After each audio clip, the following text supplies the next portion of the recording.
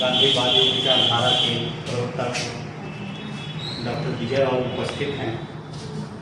हम अपने प्राचार्य महोदय से अनुरोध करेंगे जो विजय राव को साल और एक सोवेनियर जो विभाग में स्मारिका दे करके उनको सम्मानित करेंगे।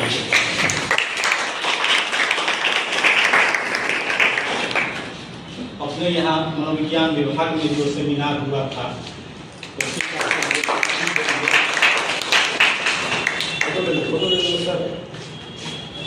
हमारे बीच उपस्थित हैं बहुत बड़े पत्रकार वीरेंद्र कुमार चौधरी जी, उनको भी सम्मानित करेंगे हमारे प्राचार्य महोदय साल और एक सोवेनियर दे करके।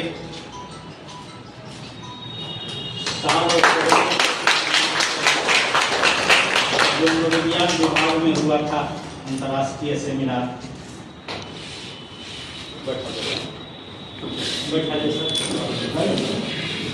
कॉलेज महाविद्यालय स्नातकोत्तर मनोविज्ञान विभाग में NSS द्वारा प्रायोजित कार्यक्रम में हमारे मुख्य अतिथि विजय बाबू, विभाग के विभागाध्यक्ष डॉक्टर शंकर कुमार मिश्री, हमारे दर्शन शास्त्र के विभागाध्यक्ष राम शेखर जी, मैथमेटिक्स के प्रोफेसर विभागाध्यक्ष नंद किशोर जी जो साइकोलॉजी के प्रोफेसर हैं अभी पूर्णिया विश्वविद्यालय में, और पत्रकार क्या नाम है विजय का मैं हार्दिक स्वागत करता हूं महाविद्यालय के प्रांगण में। व्याख्यान से आप लाभ उठावें, ये अपना वक्तव्य देंगे क्योंकि प्रायोजित कार्यक्रम NSS के माध्यम से है, तो सर के व्याख्यान से आप लाभ उठाएं और जो कुछ भी अपनी जिज्ञासा हो उसको भी संतुष्ट करने का कोशिश करें। ऐसा नहीं हो कि सिर्फ सर बोले और बोलने के बाद फीडबैक के रूप में आप प्रश्न भी पूछें सर से, जहाँ जिज्ञासा हो वहाँ संतुष्ट हुए। धन्यवाद। आपने गांधी विचार विभाग जो कि भागलपुर में पूरी दुनिया का पहला विभाग है, जिसे रामधारी सिंह दिनकर और रामजी सिंह ने मिलकर उस विभाग की स्थापना की है। गांधी विचार में वहाँ पर MA की डिग्री दी जाती है, PhD की डिग्री दी जाती है। उस विभाग से इन्होंने MA एवं PhD की डिग्री प्राप्त की और 1996 ईस्वी में आप आयोग के माध्यम से सेवा में आए व्याख्याता के रूप में, और अभी भागलपुर विश्वविद्यालय में स्नातकोत्तर गांधी विचार विभाग के प्रोफेसर एवं अध्यक्ष के रूप में कार्य कर रहे हैं। साथ ही साथ आपने वहां पर कई विभिन्न दायित्वों का निर्वहन किया है और सर की लगभग 150 से अधिक आलेख विभिन्न पत्रिकाओं में, विभिन्न शोध पत्रिकाओं में प्रकाशित हुए हैं। 3-4 किताबें प्रकाशित हो चुकी हैं और 3-4 किताबें प्रकाशनाधीन हैं, जो कि मेरे ही कारण विलम्ब हो रहा है। सर के तरफ से कोई विलम्ब नहीं है, वो सभी किताबें तैयार हैं प्रेस में जाने के लिए। और साथ ही साथ आप सामाजिक सरोकारों से जुड़े हुए हैं, और सबसे बड़ी बात यह है कि एक जो ज़मीन से जुड़ा हुआ व्यक्ति होते हैं उस तरह के हैं, सादगी पसंद करते हैं और विद्यार्थियों के साथ संवाद करने में विश्वास रखते हैं। मेरे मन में कई बार ये सवाल उठता है कि क्या आदमी हर हमेशा एक ही तरह का काम करना चाहता है? आप लोगों की क्या राय है? बदलना चाहता है? क्यों बदलना चाहता है? ये सवाल अगर उठे तो फिर आपका उत्तर क्या होगा? एक रस नहीं हो जाए, माने मोनोटोनस ना हो जाए। ये मनुष्य का स्वभाव है और ये स्वभाव लगभग प्राणी जगत में पाया जाता है। मनोविज्ञान जब आप पढ़ रहे होते हैं तो आप इस प्रकार की स्थितियों का भी अध्ययन करते हैं। तो राष्ट्र सेवा योजना NSS अंग्रेजी में नाम है, हिंदी रूपांतर राष्ट्र सेवा योजना है। कोई ऊपरी तौर पर देखेगा तो उसकी समझ यही बनेगी कि कोई योजना होगी जिसके माध्यम से हम राष्ट्र की सेवा कर लेंगे। लेकिन इस तरह की जो योजनाएं जब लाई जाती हैं शैक्षणिक जगत में, तो उसके पीछे कोई न कोई दर्शन होता है, कोई न कोई मनोविज्ञान होता है।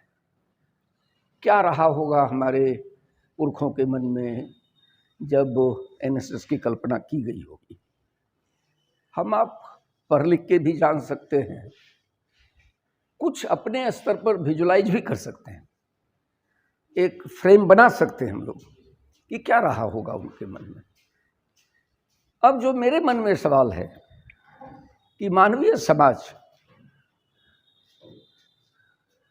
लगातार चलता रहा और नई नई चीज़ों को तलाशने का इसके अंदर एक जिज्ञासा बनती रही। उसी में से शायद आज के विज्ञान की शाखा निकल आई कि आज हम कहते हैं कि विज्ञान का युग है, एक विशेष प्रकार के ज्ञान का युग। उसके आधार पर निर्मित टेक्नोलॉजी। अब आज तो हालत ये है कि ये जो नई टेक्नोलॉजी जिस तरह से विस्फोट हो रहा है, ये कहा जा रहा है बहुत सारे लोगों की तरफ से कि आगे जब गुलामी का नया दौर आएगा तो शायद बंदूक और परमाणु बम से गुलाम नहीं बनाए जाएंगे लोग, आपकी सहज इच्छाओं में शामिल टेक्नोलॉजी के आधार पर ही आप गुलाम बना दिए जाएंगे, जो एक प्रक्रिया ऐसा देखा जा रहा है। कभी मनुष्य जब आदिम युग में रहा होगा तो आपने पढ़ा होगा कि 2 पत्थरों के रगड़ से आग पैदा किया गया। वहाँ से हम बढ़ते बढ़ते अगर उसको इतिहास का आदिकाल मान लिया जाए तो यहाँ तक आज पहुँचे हैं। मनोविज्ञान के क्षेत्र में और समाज विज्ञान के क्षेत्र में, दर्शन के क्षेत्र में भी हम पहुँचे हैं, कुछ आगे बढ़े हैं, अलग हुआ है। कभी दर्शन था जिसमें आप देखते होंगे, सुनते होंगे, वो समाज विज्ञान भी था, जिसकी लाठी उसकी भैंस।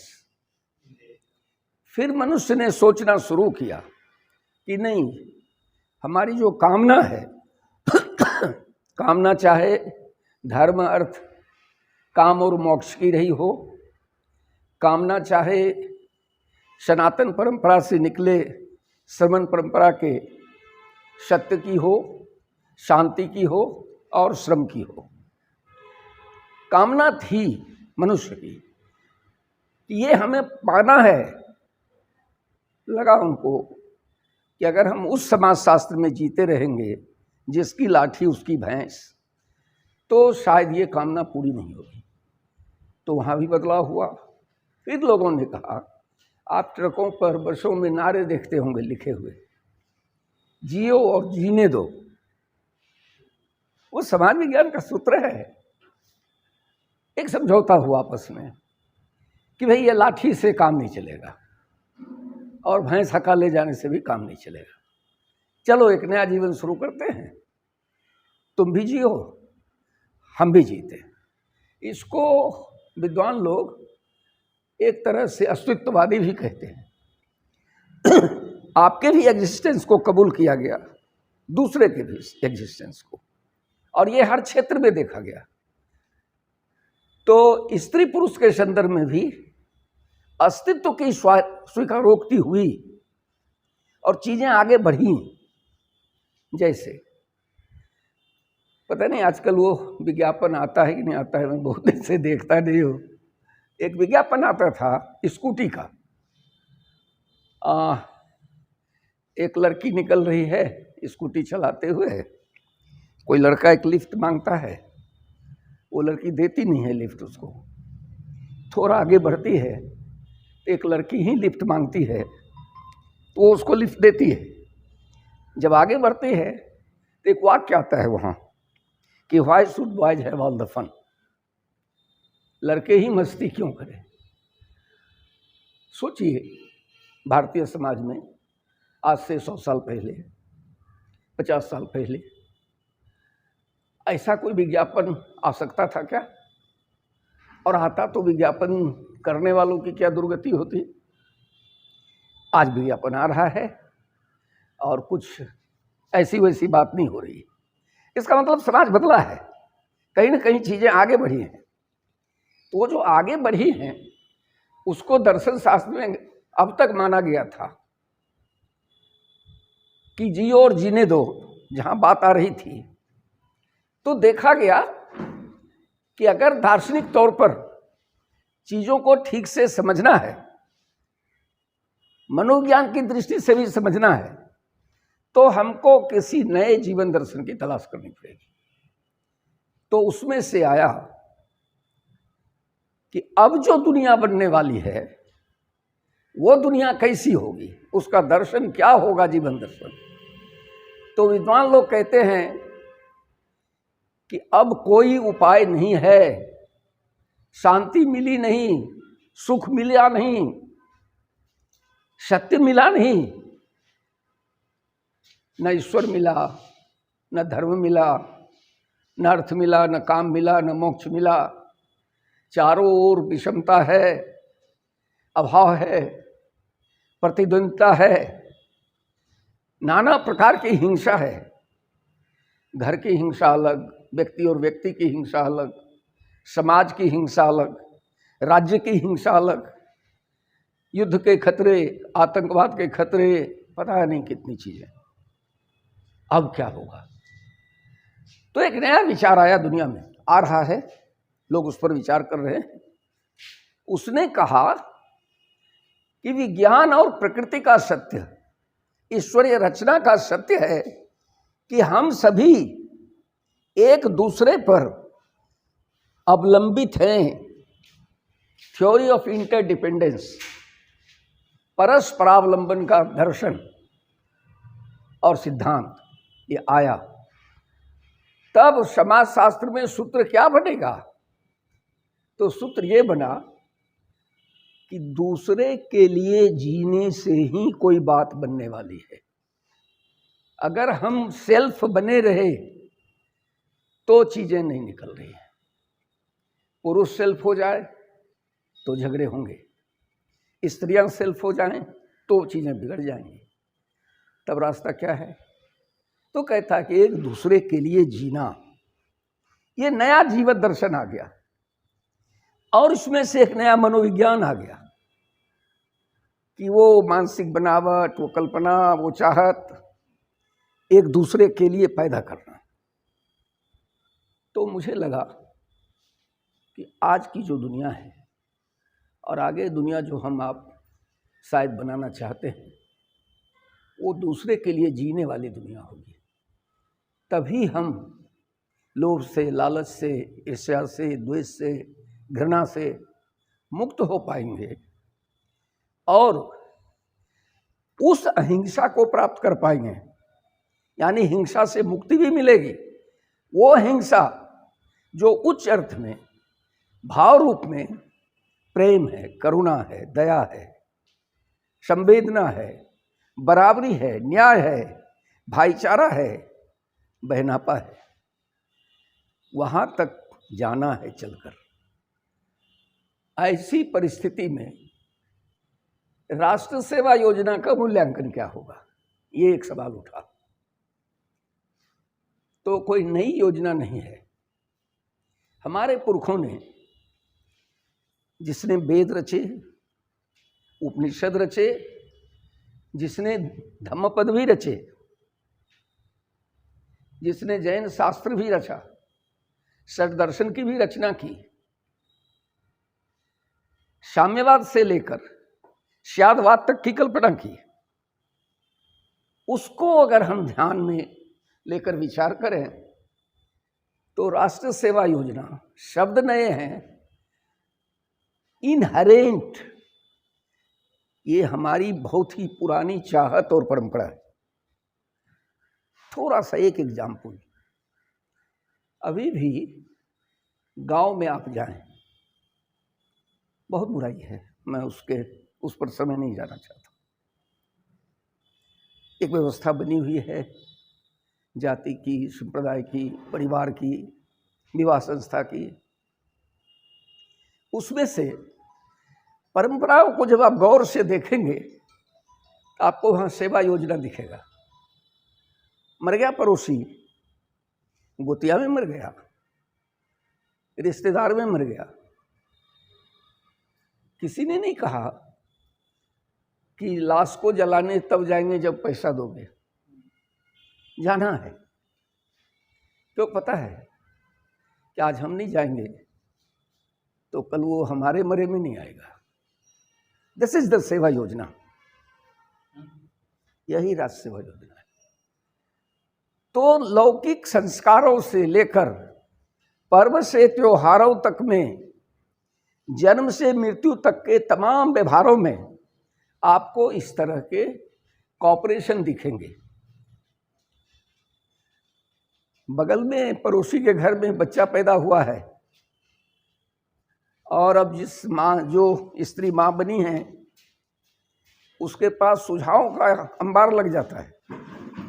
ये करना है, ये नहीं करना है, वो नहीं करना है, बिना मांगे सुझाव चले आ रहे हैं। कई बार देखेंगे कि उसमें से कॉपरेशन भी चला रहा है। कोई नानी आई है तो काजल की चिनूटी लेके आ गई है, कोई नया कपड़ा लेके आ गई है। दिस इज द कॉपरेशन, सहयोग। खेती में भी आप देखेंगे, यहाँ तक था हमारे यहाँ कि अगर 1 एकड़ में 4 मजदूर की जरूरत है और हम 4 लोग गांव में हैं, एक 3 भाई का समूह है जिसके पास 1 एकड़ जमीन है, मैं अकेला हूं जिसके पास 1 एकड़ जमीन है, तो चारों मिलकर बारी बारी से एक दूसरे के खेत में काम करते थे। बैलों में भी यही होता था। तो ये पूरा का पूरा उस सत्य का दर्शन है जिसके बारे में कहा गया कि ये जो जगत है, ये जो दुनिया है, ये जो जीवन है, ये सत्य नहीं है और यही सत्य है। दोनों बातें कही गई। एक तरफ ये कहा गया कि ब्रह्म सत्यम जगन मिथ्या, दूसरी तरफ कहा गया कि जगत सत्यम ब्रह्म सत्यम, संसार भी सत्य है और ब्रह्म भी सत्य है। तो सांसारिकता में जीते हुए हम एक दूसरे के साथ जीने की अगर कला सीख लेते हैं और ऐसा कुछ कर पाते हैं तो हम नई दुनिया के अधिकारी बनते हैं। और अगर ऐसा कुछ नहीं कर पाते हैं तो हमारी दुनिया जैसी है शायद उससे भी बिगड़ती हुई दुनिया बनेगी। आपने मुझे गौर से सुना, समय दिया, बहुत बहुत धन्यवाद।